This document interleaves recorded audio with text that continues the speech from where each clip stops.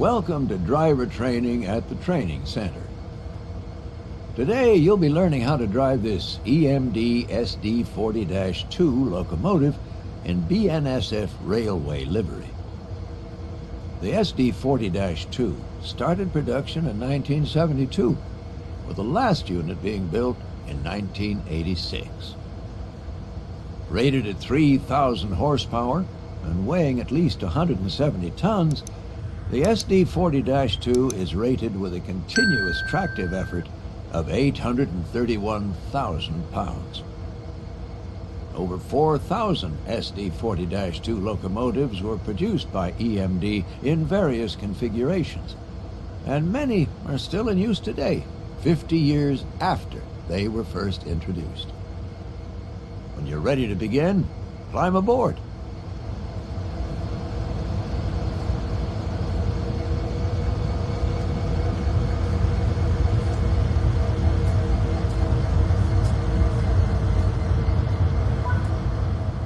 Sit in the engineer's seat.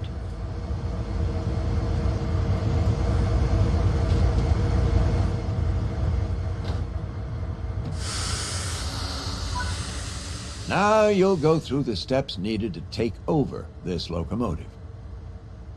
Firstly, you will need to set the generator field switch. This needs to be enabled for the throttle to control the power of the train. This locomotive requires the reverser handle to be inserted before operation.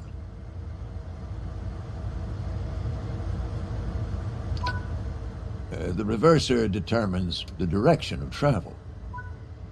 Switch the front headlights on. Regardless of the time of day or weather, all locomotives must have their headlights on.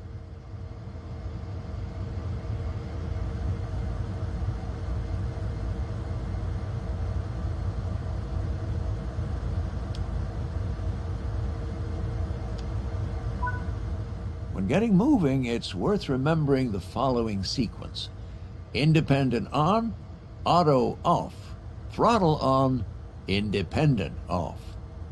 Let's go through that slowly and understand why.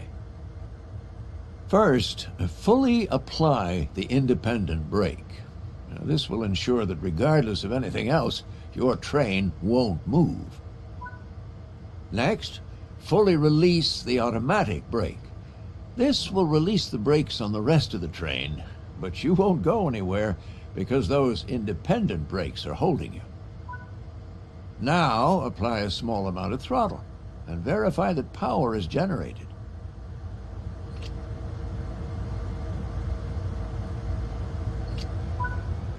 Finally, release the independent brake and you'll start moving.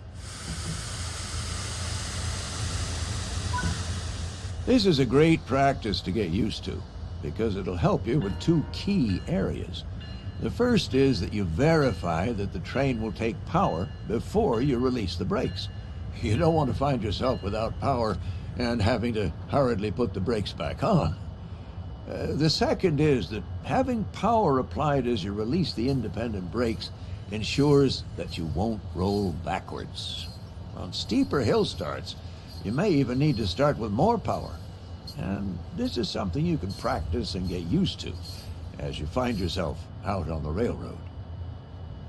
If you have any locomotives on the rear of the train behind freight cars, you can press the banking comms button to enable radio communications with those remote units. This will ensure that they operate their throttle and brakes in unison with your own locomotive, giving you much needed extra control on your journey. Press it now, just to get practice, even though there aren't any connected. Coasting is a method used to efficiently maintain speed and reduce motor stress and maintenance requirements. Come to a stop in the indicated position using the independent brake. Independent brakes apply only to the locomotives in the formation and are much faster to apply and release than the automatic brake, which operates on the entire train.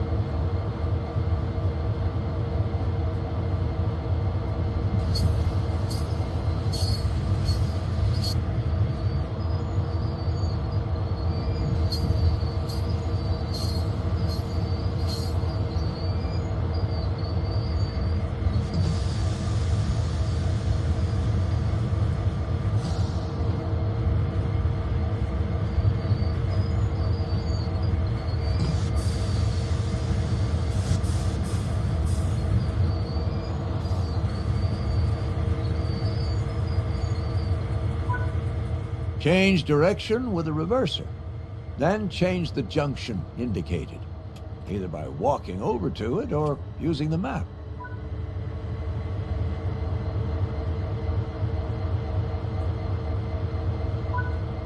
Before proceeding, check the two couplers are in the right position to allow for automatic coupling. Look at the rear coupler on your train and ensure it's open. Operate the cut bar if it is closed to release it.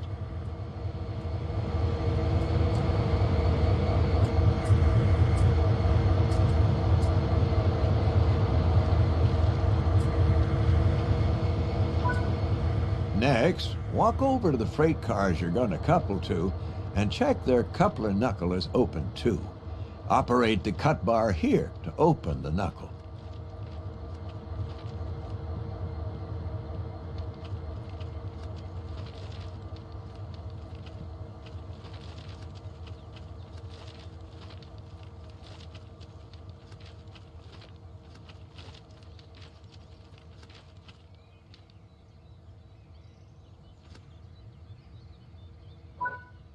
Before coupling cars, always check the knuckles are open, or you'll just bounce right off.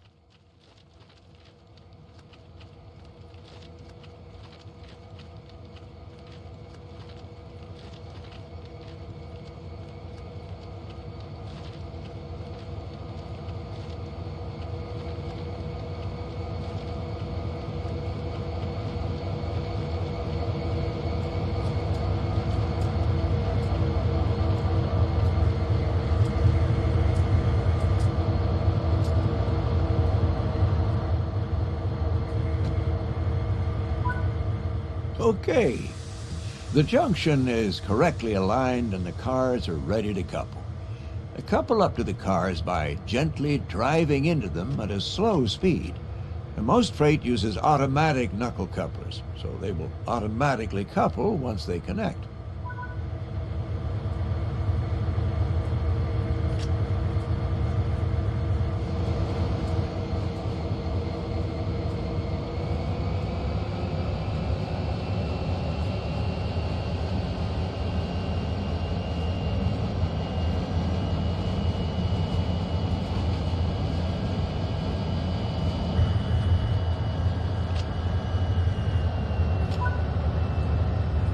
If your speed is too high, you risk derailing when coupling. Apply some brakes to slow your approach.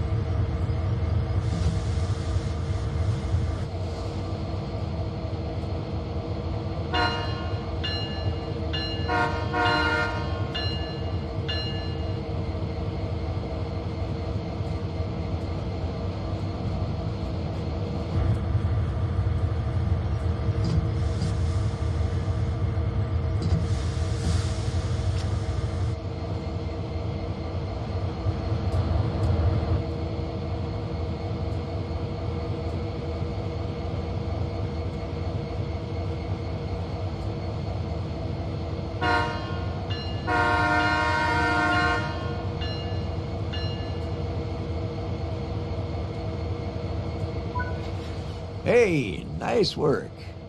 Change direction with the reverser and move the train forward into the indicated siding. Remember to apply a little power before releasing brakes. While it's not strictly necessary in the training center, this is the time to start forming great habits.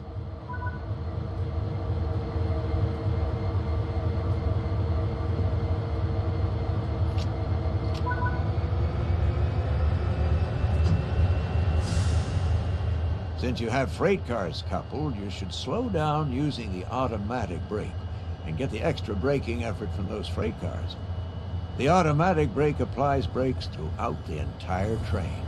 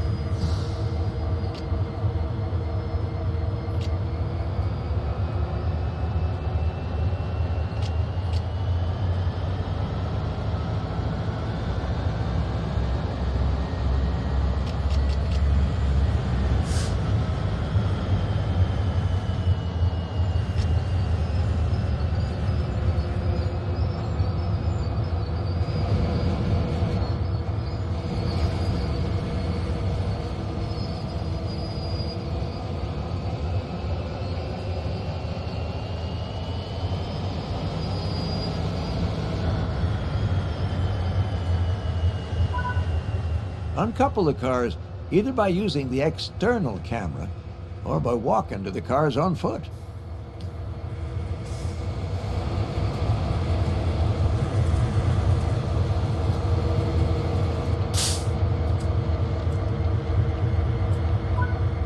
That's it for this training module.